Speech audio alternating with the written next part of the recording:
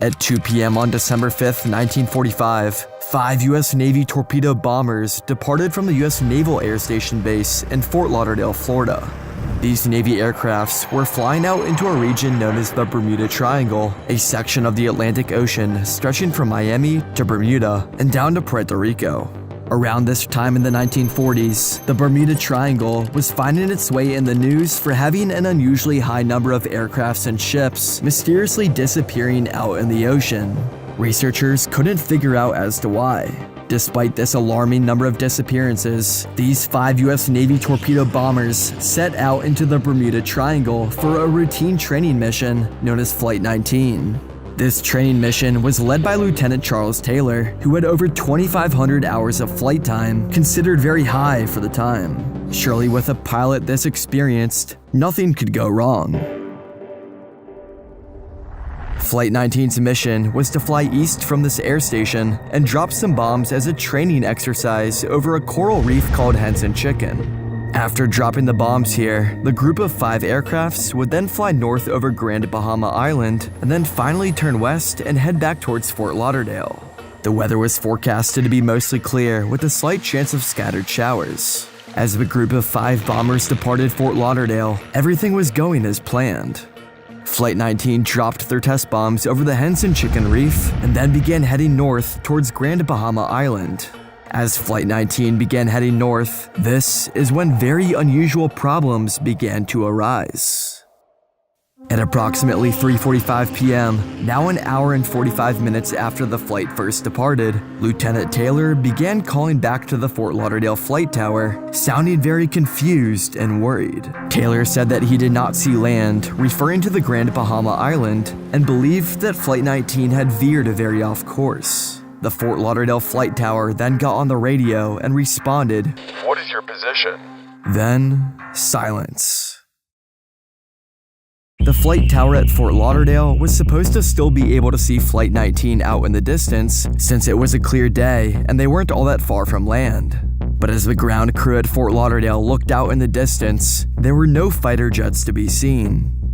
After a few minutes of silence, Taylor then radioed back to the flight tower and said, "We cannot be sure where we are. We cannot see land."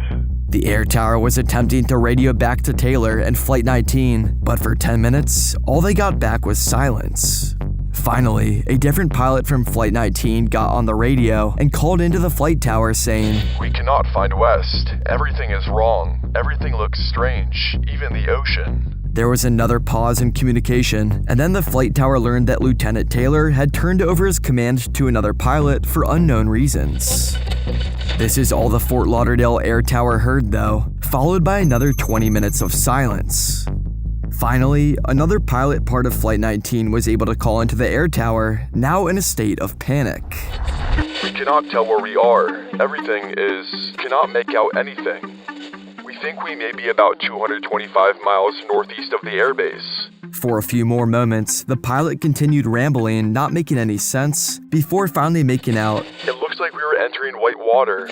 We're completely lost." The Fort Lauderdale flight tower could now tell that Flight 19 was in serious trouble, so they sent out 2 other military rescue jets out into the ocean to look for Flight 19. These 2 rescue jets were instructed to travel to Flight 19's last known location. 10 minutes after the rescue jets took off and checked in with the flight tower, these rescue jets also lost all radio transmission with Fort Lauderdale's flight tower. Now, 6 different aircrafts had all vanished over the ocean east of Florida within a span of just 30 minutes. In the coming days, the US Navy and Coast Guard sent ships and planes out to investigate what had happened to Flight 19 and the 2 rescue planes that went out to search for them. The military searched over 250,000 square miles of the Atlantic Ocean and Gulf waters, but nothing was ever found. The 14 men in Flight 19 and 13 other men belonging to the 2 rescue planes were never seen again. This mysterious disappearance was just one of the many different ships and aircrafts that had disappeared in this section of the Atlantic Ocean known as the Bermuda Triangle. But why here? Why have so many planes and ships disappeared in this section of the Atlantic Ocean, especially from expert pilots like in the case of Flight 19? Years after this disappearance, investigators came to believe that the pilots in Flight 19 were having problems with their compasses. Many pilots and sailors have actually also encountered this problem in the Bermuda Triangle, leading to many other crashes and disappearances.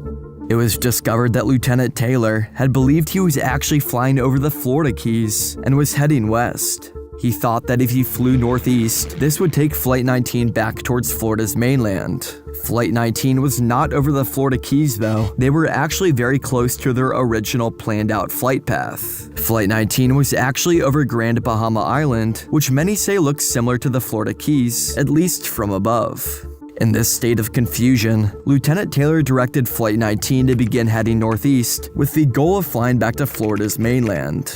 The reason for this confusion was that not only had Taylor's compass stopped working, but many other of the pilots in Flight 19 had strange things happening with their compasses as well. Shortly after making this decision to fly northeast, some of the other pilots argued that they were actually in their correct flight pattern all along and argued that they should turn west back towards Florida. Taylor reluctantly agreed, and Flight 19 began heading west back towards Florida. The only problem was, they were already so far out in the ocean by this point that they had a long distance to go to make it back to Florida. Flight 19 continued heading west until at some point, Taylor decided that they had tried going west enough and then once again set Flight 19 on course to head back northeast. Flight 19 was going nowhere at this point and began running out of fuel. They likely crashed into the Atlantic Ocean somewhere north of Abaco Island and east of Florida, ending all 14 men's lives. As for the 2 rescue planes that went out to search for Flight 19, witnesses actually believe that they saw these 2 planes' final moments. Witnesses on ships nearby reported seeing an explosion far out in the distance. The type of aircraft being used for this rescue operation had a well-known fuel problem, and it's likely that some kind of fuel leak caused this mid-air explosion.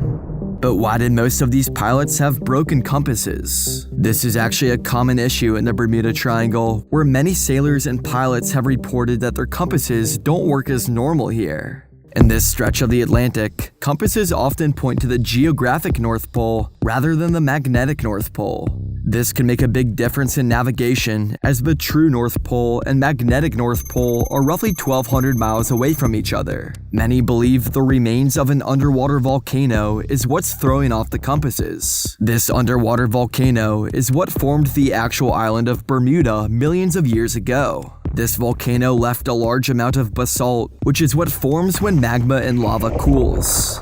This basalt contains a very high concentration of iron and magnetite, which both have unusual magnetic properties. Magnetite is actually the most magnetic naturally occurring substance on Earth. There are said to be 500 billion tons of magnetite around Bermuda, concentrated in the basalt that the underwater volcano left behind. These magnetic properties in the basalt is likely what threw off the compasses of Flight 19's pilots, as well as many other pilots and sailors who have navigated through the Bermuda Triangle. Researchers have found that compasses can be off by 10 degrees due to the vast amount of magnetite in this area. These volcanic remains have been detected 200 miles from Bermuda, showing that a large area of this triangle could have unusual magnetic properties. Some argue that this magnetic interference is only a small reason as to why planes often go missing in the Bermuda Triangle, however. The next reason as to why planes often go missing here is actually never really talked about. I was having a difficult time finding research on this though, so that's when I looked to Ground News to partner on this video. Ground News is a website and app that gathers articles on a specific topic from more than 50,000 sources around the world. Ground News arranges these articles all in one place so you can compare how different outlets cover the same story. Every story comes with a clear breakdown of the political bias, ownership, and headlines from the different sources. With Ground News, you can easily compare headlines and see which articles are more biased towards the left and which ones are mostly right-leaning. For example, on the topic of plane crashes, Ground News has compiled 134 articles related to the recent plane crash in Alaska. The Anchorage Daily News dives into how investigators focus on the wreckage of the plane that crashed in western Alaska, which may explain how this crash actually happened, while the New York Daily News is reporting that all 10 victims from the Alaska plane crash are identified, which goes more into who the victims of this crash actually were. By having a list of different articles covering the same topic, you're able to get good information from different sides of the political spectrum. Using ground news has been especially helpful for my research, as I'm able to research the publisher before I even start going through the article. This is very important for trying to stay as neutral and unbiased as possible in my videos. I encourage you all to try out ground news for yourself, where you can get 40% off the ground news Vantage plan today by using the link in my description. You can only get this deal by going to ground.news/uncovering or clicking the link in my description. Subscribe to Ground News today for only $5 a month and help support an independent platform working to make the media landscape more transparent. Another theory is that methane blowouts can occur in this Bermuda Triangle region. A methane blowout is when a sudden release of methane gas emerges from the seafloor. Many suspect that this sudden release of gas is what took down an actual passenger plane with 31 people on board. One of the very first airlines was known as British South American Airways, an airline designed by World War II pilots designed to connect to Europe and South America. This was one of the very first passenger planes that was large enough to make it across the Atlantic Ocean. The plane used for this journey was the two-door Star Tiger. On January 28, 1948, the Star Tiger took off from Lisbon, Portugal on its journey to Bermuda. The plane was scheduled to stop in Santa Maria in the Azores so that it could refuel before making it all the way to Bermuda. As the plane was refueling in Santa Maria, reports of dangerous storms were covering much of the Atlantic Ocean. The captain for this plane was an experienced pilot named Brian McMillan. Captain McMillan erred on the side of caution and decided to stay in Santa Maria for the night to wait out the storm. The next day, on January 29th, the winds over the Atlantic Ocean were still strong, but there were very few actual storms. Captain McMillan decided to give it a go and departed out across the Atlantic. The captain decided to fly at an extremely low 2,000 feet in altitude so that the plane would avoid the strongest winds blowing at higher altitudes. Captain McMillan was flying the Star Tiger across the Atlantic late at night and checked in with Bermuda's air tower at 3:15 a.m. During this routine check-in, the captain confirmed the plane's current position and their estimated time of arrival. The ETA was confirmed at 5 a.m., meaning there was just under 2 hours left in the flight. The Bermuda Air Traffic Control tried checking back in later around 3:50 a.m., but surprisingly got no response. The air tower gave it some time, but then tried again around 4:40 a.m., close to when the plane was scheduled to land. Again, the Bermuda Air Traffic Control got no response and now declared a state of emergency. The U.S. Air Force, based in Bermuda, immediately set out to look for the missing Star Tiger. It was now long after 5 a.m., and there was no sight of Captain McMillan and the Star Tiger aircraft, nor was there any distress call made. A massive search and rescue effort took place, involving 26 different military aircrafts flying around the Atlantic Ocean, totaling 882 hours of flight time looking for this Star Tiger. This search and rescue operation lasted 5 days, and no wreckage was ever found. As mentioned earlier, some argue that a methane blowout is what caused this plane to disappear. During methane blowouts, large plumes of methane gas shoot up from the bottom of the sea. This methane gas is often trapped below the ocean floor in the form of methane hydrates. Under certain conditions, the shifting of tectonic plates, underwater landslides, or the warming of the seafloor can lead these hydrates to destabilize. This destabilization releases gas from the seafloor, firing up into the ocean. If a large enough level of this methane is released into the ocean at once, this can severely disrupt both ships and planes. As for ships, when methane gas is released, this reduces the density of water, creating a phenomenon known as water aeration or foamy water. A ship caught in a large patch of foamy water can lose its buoyancy. Foamy water is not very dense, given it has a high level of air in it. This airy water is not able to support the ship's weight and will cause the ship to sink rapidly. In the case of planes, methane gas released into the atmosphere in large quantities could potentially lead aircraft's engines to burst into flames.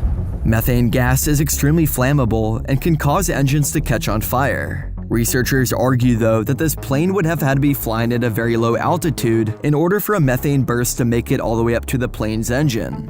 But considering Captain McMillan was intentionally flying at only 2,000 feet in altitude to avoid the high winds, this makes the possibility of a large methane blowout much more reasonable. Still, a large methane gas burst would be much more likely to disrupt a ship's ability to float than it would be to cause a plane's engine to burst into flames. Another reason why this plane may have disappeared is because Captain McMillan may have forgotten that he was flying at such a low altitude. In all the position reports that McMillan broadcasted to the Bermuda air towers, he reported that his plane was flying at an altitude of 20,000 feet. The plane was actually traveling at 2,000 feet, but Bermuda Air Traffic Control just assumed that this was a careless reporting error where McMillan forgot a zero.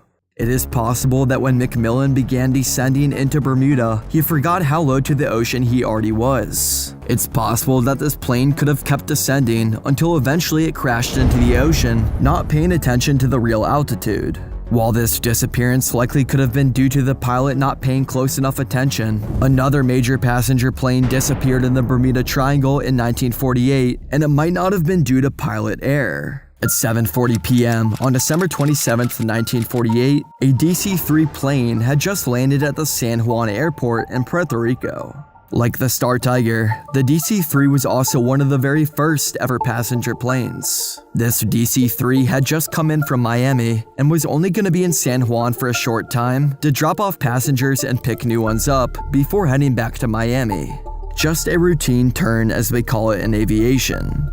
While in San Juan, Captain Bob Lindquist reported to the airport's ground engineers that the light indicator for the landing gear had not come on at the time of his landing. The ground crew immediately started doing maintenance checks and found that the battery was weak on charge.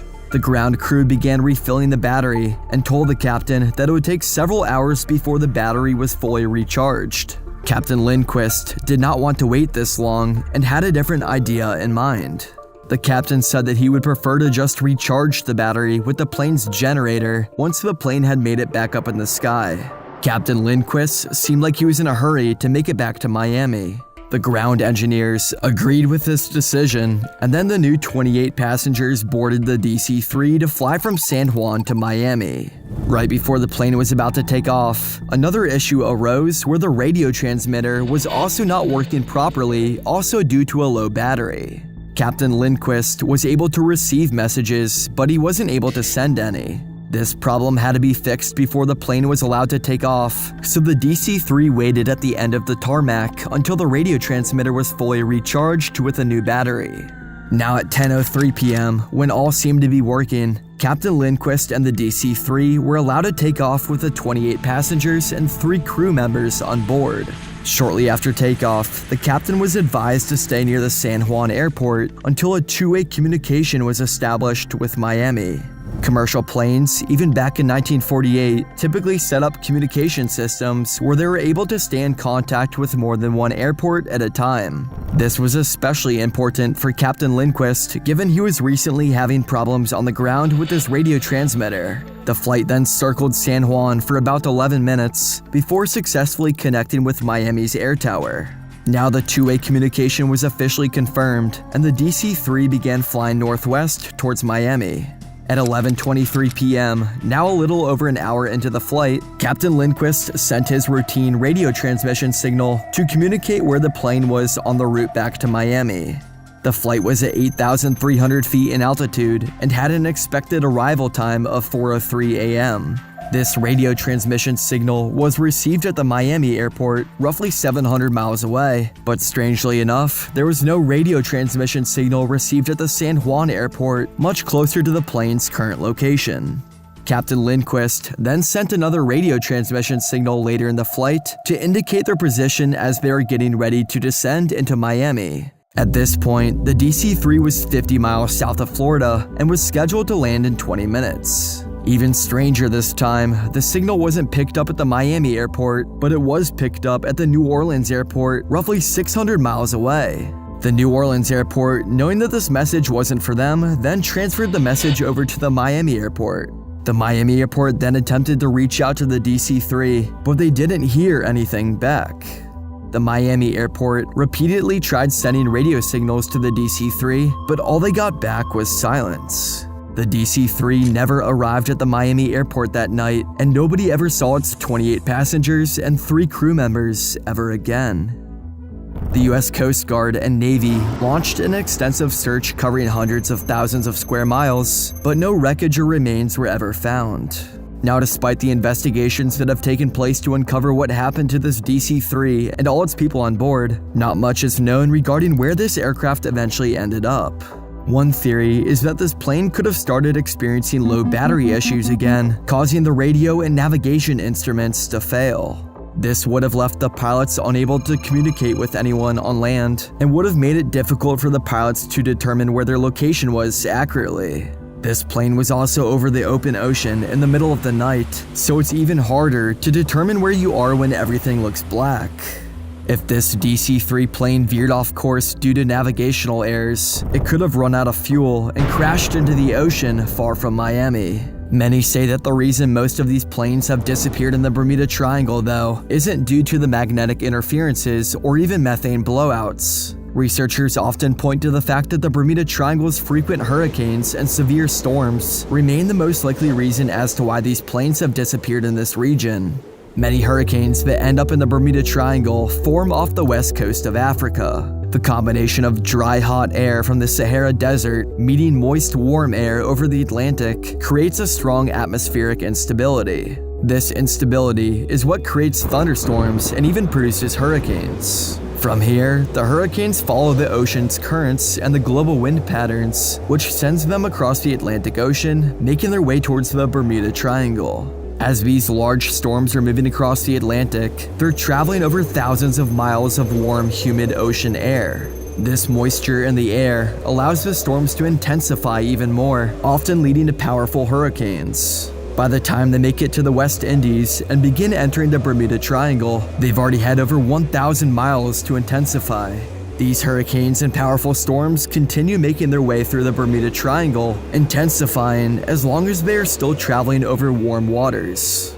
Once the storms make landfall, they then have less moisture to recharge themselves and then slowly start dying off. The exact number of planes that have disappeared in the Bermuda Triangle is difficult to pinpoint, but it's likely that there have been 50 to 100 planes that have disappeared here in the past century.